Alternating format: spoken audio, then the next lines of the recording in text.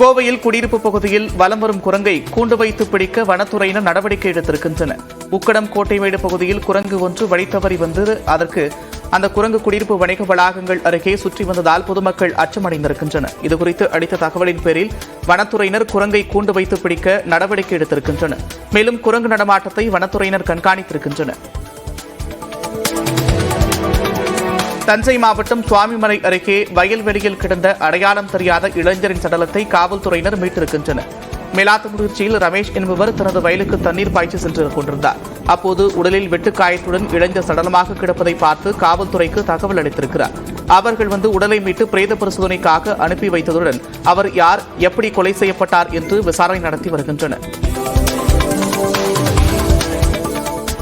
கொடைக்கானலில் 1 மணி நேரத்திற்கும் மேலாக மிதமான மழை பெய்தது. கொடைக்கானல் மலைப்பகுதிகளில் காலை முதல் மிதமான வெப்பம் நிலவி வந்த நிலையில் பிற்பகலில் கருமேகங்கள் சூழ மழை பெய்ய தொடங்கியிருக்கிறது. அண்ணாசாலை, மூஞ்சுக்கல், ஏரிச்சாலை, ஸ்ரீனிவாசபுரம் உள்ளிட்ட நகரின் பல்வேறு இடங்களில் மிதமான மழையாகவும் ஒரு சில பகுதிகளில் சாரல் மழையாகவும் பெய்தது.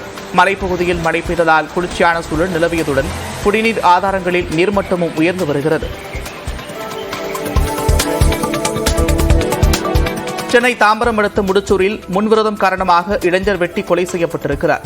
வரதராஜபுரம் பகுதியைச் சேர்ந்த சந்தோஷ் என்பவர் கஞ்சா வைத்திருந்ததாக அவரை தாக்கிய அதே பகுதியைச் சேர்ந்த சூரியகாந்தி என்பவரை செல்போனை பறித்து சென்றதாக கூறப்படுகிறது.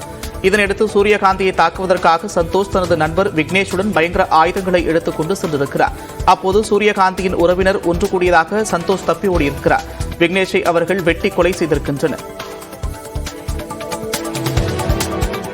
திருப்பத்தூர் மாவட்டம் ஜோலார்பேட்டை அருகே அரசு பேருந்து புளியமரத்தின் மீது மோதிய விபத்தில் குழந்தை உட்பட 17 பேருக்கு காயம் ஏற்பட்டது. திருப்பத்தூர் பேருந்து நிலையத்திலிருந்து 25க்கும் மேற்பட்ட பயணிகளுடன் அரசு பேருந்து நாற்றம்பள்ளி நோக்கி சென்று கொண்டிருந்தது. கட்டேரி அருகே சென்றபோது ஓட்டுநரின் கட்டுப்பாட்டை இழந்த பேருந்து சாலையோரமாக இருந்த மரத்தின் மீது மோதியது.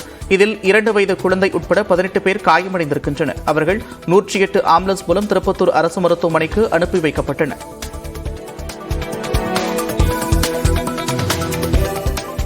தென்காசி மாவட்ட ஆட்சியர் அலுவலக வளாகத்தில் 5க்கும் மேற்பட்ட திருநாய்கள் சுற்றித் திரிவது அங்கு வரும் மக்களுக்கு பெரும் அச்சுறுத்தலாக இருக்கிறது.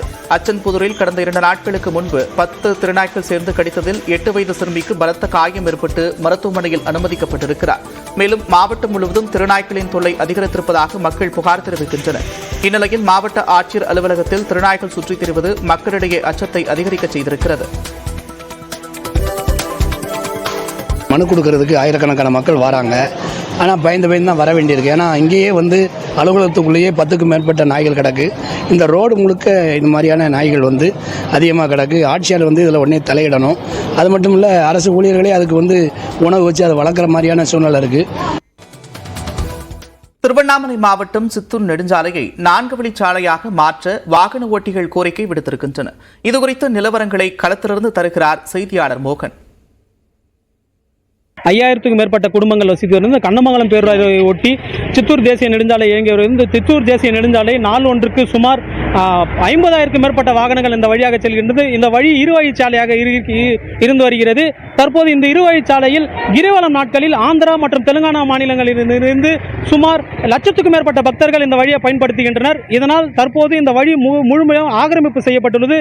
கடைகள் மொத்தமே அனைத்தும் ஆக்கிரமிப்பு செய்யப்பட்டுள்ளதால் வாகன ஓட்டிகள் மிகவும் அவதிக்குள்ளாகின்றனர். இதை பற்றி பலமுறை மாவட்ட நிர்வாகத்தை தெரிவித்தாலும் கூட மாவட்ட நிர்வாகமோ அல்லது நெடுஞ்சாலைத்துறையோ கண்டும் காணாமல் இருப்பது மிகவும் வேதனை அளிப்பதாக வாகன ஓட்டிகள் தெரிவித்தனர். குறிப்பாக இந்த பகுதி தேசிய நெடுஞ்சாலை என்பதால் நாள் ஒன்றுக்கு 50,000க்கும் மேற்பட்ட வாகனங்கள் சென்றாலும் கூட அதிகப்படியான வாகன போக்குவரத்து நெரிசல் ஏற்படுகிறது. மாலை நேரங்களில் பள்ளி மற்றும் கல்லூரி முடித்து செல்லக்கூடிய மாணவர்கள் இந்த வழியாக தான் பயன்படுத்தினர். இந்த சித்தூர் தேசிய நெடுஞ்சாலையை தொடர்ச்சியாக 2 வழிச்சாலையாக உள்ள இந்த சாலையை 4 வழிச்சாலையாக மாற்ற வேண்டும் என்று வாகன ஓட்டிகள் கோரிக்கை வைத்தனர். ஒவ்வொரு மாதமும் குறிப்பிட்டது 2 விபத்துக்காவது நடக்கிறது. அந்த 2 விபத்தில் 2 உயிர்களாவது பலியாகிறது.